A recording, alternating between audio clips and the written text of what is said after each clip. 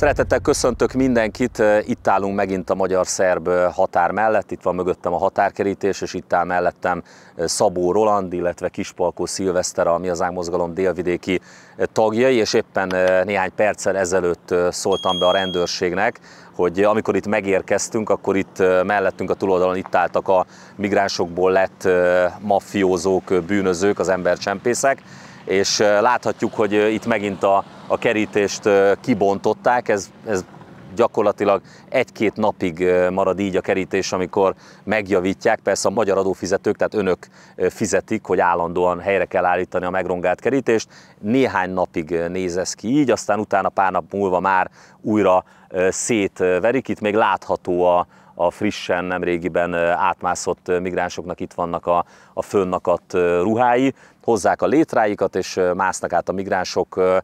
Egészen döbbenetes, elképesztő állapotok vannak most már itt a déli határövezetben, a határnak mindkét oldalán. Folyamatos a fegyverropogás. Ugye most néhány nappal ezelőtt a szabadkai Lidl parkolójában lőttek agyon migránsok, egy másik migránst. Mi volt még? Csak így gyorsan az elmúlt hetekben, mi jut így eszedbe? Volt kézigránát egy háznál, aztán volt... Kézigránátot dobtak. Egy magyarnak a házába dobtak kézigránátot, azért, mert hozzánk hasonlóan ő is figyelte a migránsokat. Átmegyünk a szerbiai oldalra is, ott a Mi Hazánk délvidéki tagjai, vezetői mutatják majd meg, hogy mi a helyzet. Közben itt áll mellettünk a rendőrségi jármű, mert hogy beszóltam a rendőrségnek, illetve a rendőri vezetőknek, hogy mi van itt, és ugye látható, hogy azért ezek a járművek már nem úgy néznek ki, mint régen, korábban, hanem ezek a járművek már egyrészt össze vannak törve, másrészt pedig látszik rajta, hogy ilyen védőrácsokkal védik ezeket a járműveket. Ezt már korábban bemutattam, hogy itt állandóak a támadások, tehát nem tisztelik a rendőröket sem. Simán elképzelhető, hogy innen a túloldalról onnan figyel most minket az embercsempész, aki oda beszaladt a fák közül, amikor idejöttünk. Simán elképzelhető, hogy hátba lő minket, ugyanis a szerb különleges alakulatok, a rendőrség nemrégiben, közben itt mutatjuk is a képeket, még távcsöves puskát is elvettek a migránsoktól, gépkarabély, pisztoly, kézigránát van náluk. Most már tehát egy teljesen új helyzet van, egy olyan háborús helyzet alakult itt ki, amit a Mad Max című film törvényen kívüli anarchikus világához tudunk hasonlítani. Én azt gondolom, hogy erről halvány fogalma sincs az embereknek, nem csak külföldön, hanem Magyarország más részein sem tudják az emberek, hogy itt milyen brutális állapotok alakultak ki. Ezt fogjuk a mai videónkban megmutatni.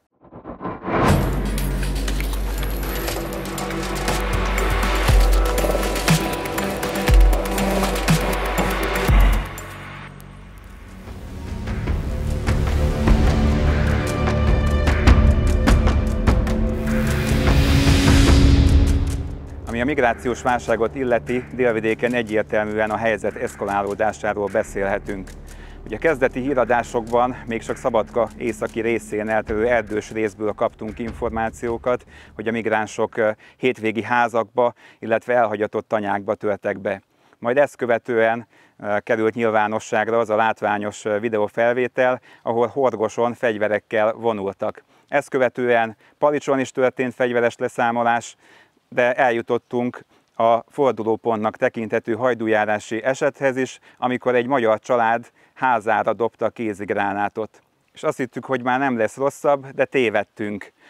Szabadka szűkebb központjában, egy nagy bevásárlóközpont épület előtt, ahol rengeteg családos gyermekkel sétáló polgár is meg szokott jelenni. Ott történt egy újabb fegyveres leszámolás, ahol az egyik sértett a kórházba szállítás után a lőtt sérüléseibe elhunyt. Egyébként fontos kihangsúlyoznunk, hogy az ilyen fegyveres összecsapásokban túlnyomó részt embercsempész bűnbandák vesznek részt, és lényegében a piaci részesedésért megy a küzdelem. Jól hallhatók a lövések azon a felvételen, amelyet még pénteken este rögzített egy térfigyelő kamera hajdújáráson.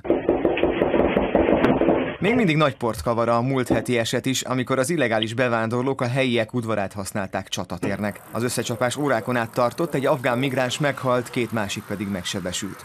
Szétszórodott töltényhüvelyek és golyók hevernek több helyen is a múlt heti sorozatos migráns lövöldözések után. Néhány nappal ezelőtt a közeli erdőben volt egy lövöldözés, ahol megsérült egy migráns, majd a társai szerették volna létrán, kvázi mint egy hordágyon elhozni a falu központ irányába, ám a rendőrség megzavarta őket, és ezt követően mellesleg meghalt a páciens a létrán, és ide dobták le a holttestét. Ilyen jeleneteket kell végignézni a helyieknek. Mit tapasztaltok mostanában itt a környéken helyi lakosként? Hát most újra megindultak el ebbe az utcába is, majdnem minden este, éjszaka, 10 óra után, reggel, nem tudom, olyan 3-4 óráig mennek, randalíroznak, ordibálnak, gyümölcsösbe, szaggatik az almát, az ágakat, tönkretesznek mindent, lövöldöznek itt a környékbe, úgy Maghetesen is, Radanovácon is, Hajdújáráson, Palicson, mindenfelé jött, fönt a Tőzekbányánál. Szóval aki nem itt lakik, az nem is tudja, hogy itt mi folyik.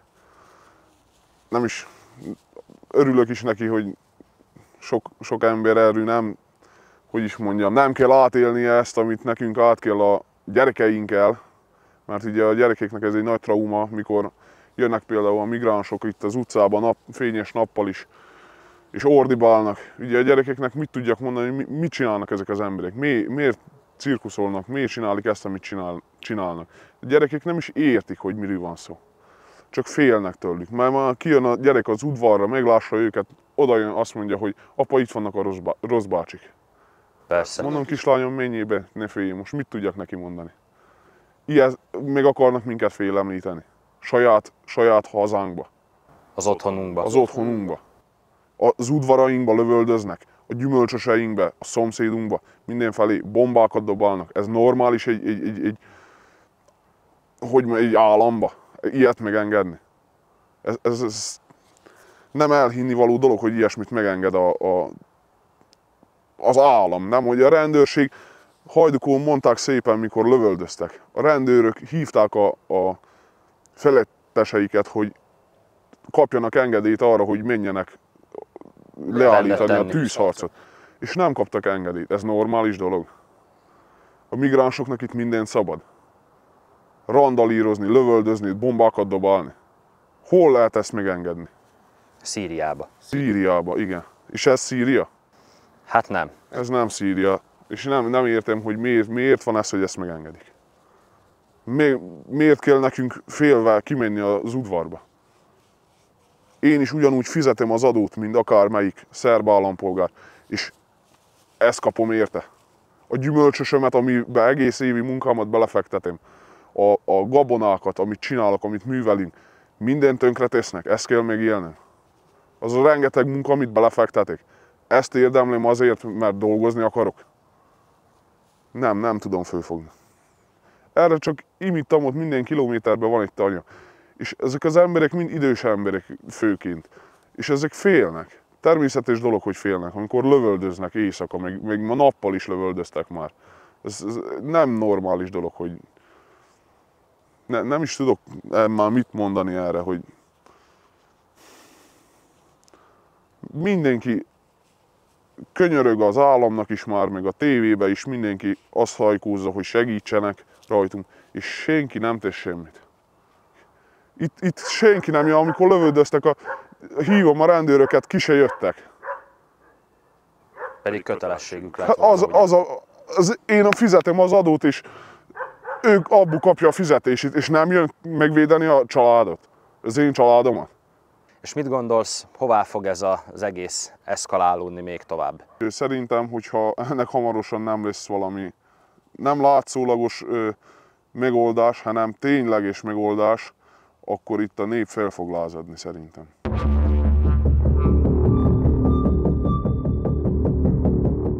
Itt állunk jelenleg Hajdújárás külterületén, ahol 2 kézigránát felrobbant, egy pedig szerencsére nem robbant fel, viszont az egyik kézigránát, amely egy családi ház előtt robbant, itt egy kisebb krátert ütött a Kavicsos úton, attól ilyen darabos, és még mindig meglátszik.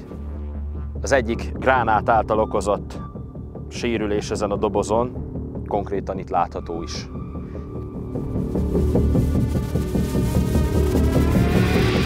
Itt a csatornán bement az egyik repesz, és itt jött ki a csatorna túloldalán.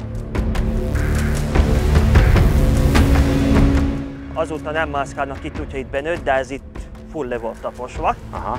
Itt másztak át, ez idáig le volt nyomva a kerítés, itt jöttek és illetve itt voltak a vérfoltok. Találtunk egy szemtanút, aki a közelben tartózkodott a lövöldözések idején, és őt kérdezem arról, hogy mi történt akkor pontosan. Hát sötétedés után nem sokkal a kutyák hangosan ugattak, és észrevettük, hogy egy csapat migráns tart az autópálya felé. Utána tudtuk meg, hogy még egy létre is volt náluk, és hoztak egy sebesültet ide az autópályához. És utána körülbelül egy 10 percre rá megszólaltak a gépfegyverek. És itt nem messze lakunk, borzasztó hangos van, AK gépfegyverekről van szó, mint utólag megtudtuk, lehetett itt találni pár történthüvelyt, illetve másnap a vérfoltokat. Rendőrök nem jöttek közel, biztos távolságból követték az eseményeket, órákkal később jöttek a közelbe, úgyhogy bezárkóztunk és vártuk, hogy mi fog történni. Lehetett hallani, hogy a közelben még jajgattak a migránsok, biztosan sérültek. Aznap este nagyon meg voltunk ijedve, illetve a hét további részében is még féltünk, mivel nem olyan messze, 200-300 méterre maximum minden, folytatódtak napokig a lövöldözések minden egyes este. Úgyhogy féltünk, azóta picit nyugodtabb a helyzet, mert most más helyen járnak át a migránsok, de még mindig bennünk van ez a félelemérzet azóta is, mivel még mindig itt a környéken, kicsit elrébb, kicsit arrább, de lehet látni őket, kisebb számban, óvatosabban mászkálnak. Meg is találtuk időközben a Corona lövésnyomot, amiről tudtunk eddig is, hogy létezik.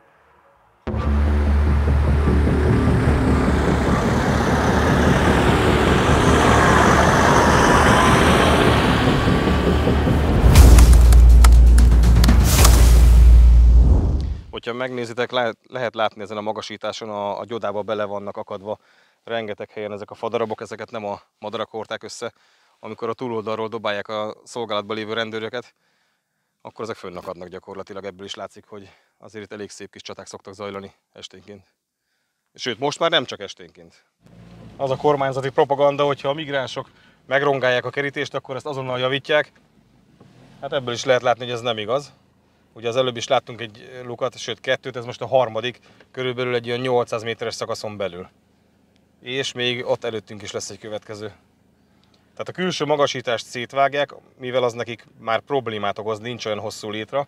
Viszont hogyha azt átvágták, a belsőt már nem piszkálják, mert azon már könnyedén át tudnak jutni a szokásos belétrázós módszerrel.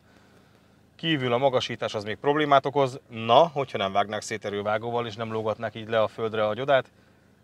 De mivel ezt így szétvagdalják, innentől kezdve könnyedén átjutnak.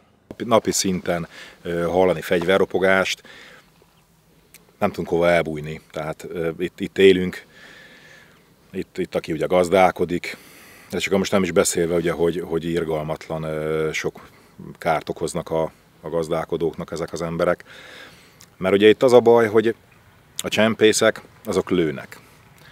A migránsok alapvetően nem föltétlen akarnának, bár hallottam, hogy azok is hölgyek ellen próbált, vagy hölgyekkel erőszakoskodtak, hanem ők letapossák a termést. Ők kivágják a fóliasátrakat, letapossák, elszakítják a villanypásztort, elszökik a szarvasmarha állomány. Ha esetleg átmegy a szomszédba, lelegeli a lucernát, fölfúvódik, megdöglik, hova lehet menni panaszra? Tehát brutális károkat okoznak. Tehát itt a kormánynak sokkal nagyobb erőkkel kellene föllépni a migráció ellen, mert egész egyszerűen ellehetetleníti az itt lévő embereknek az életét. Már most jönnek fényes nappal. Nézzetek csak oda!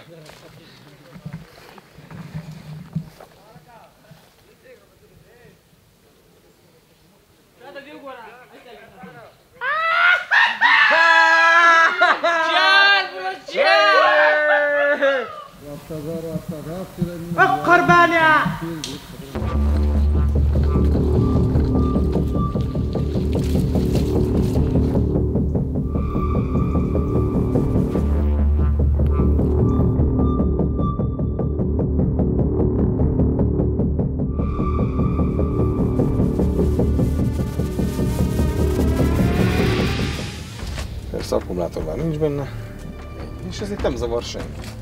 A rendőrség nem szállítja, gyakorlatilag valakinek egy magánerdőben, vagy akár államiban van, most azt nem tudom, hogy állami erdő, vagy magánerdő, ez itt van hagyva, és gyakorlatilag a tulajdonosnak a feladata lesz ezt a szeméttelepet eltüntetni innen. Erre semmiféle protokoll nincsen, nincs megfelelő jogszabály. Ezt a problémát ma a magyar kormány nem tudja megoldani, vagy nem akarja. Hello, Mustafa! Hello. Mi a helyzet? Where are you from? Syria. All Syria? Yes. What are you doing? Nem tudod, mit csinálsz, mi? Passport document. Fine. No document.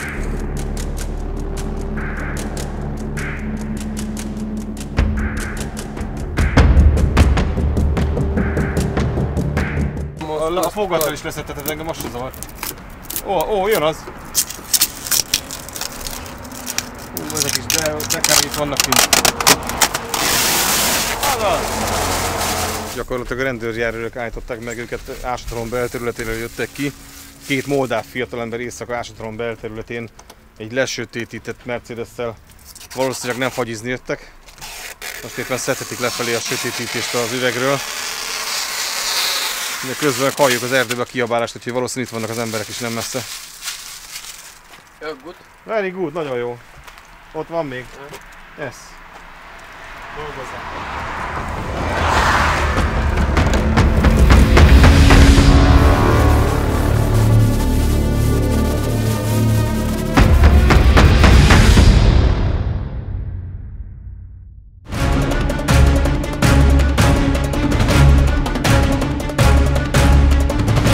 Ezek migránsok, kérlek szépen.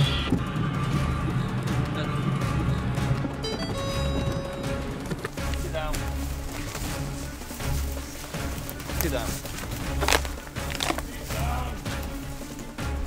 Sit!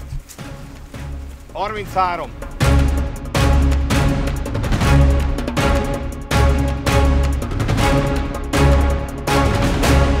Befordultunk egy dűlőútra, igazándiból egy gyanús autót próbáltunk követni, a kollégám észrevett egy gyanús autót, utána akartunk fordulni, és ehelyett egy csoportba futottunk bele. Az a csoport valószínűsíthetőleg azt hitte, hogy mi a csempészek vagyunk, mert a fényre előjöttek, gyakorlatilag elénk álltak az út közepén, majd amikor megálltunk, teljesen körülállták az autót, ugye úgy kellett kipattogni, kiszállni az autóból, mondani, hogy no, ez nem taxi. Igazándiból ezeket az embereket most a rendőrség átvette tőlünk, visszaviszik őket Röszkére, a tranzitzónán keresztül kiengedik őket újra Szerbia mélységébe. Szerintem egy pár óra múlva jöhetnek újra. Tehát igazándiból ennek hosszú távon az ég egyatt a világon semmi értelme nincs. Lehet, hogy most nem most, még ma éjjel, de mondjuk, hogy holnap hajnalban itt lesznek Magyarország területén, nagyobb összegben mernék fogadni rá, hogy ez így lesz.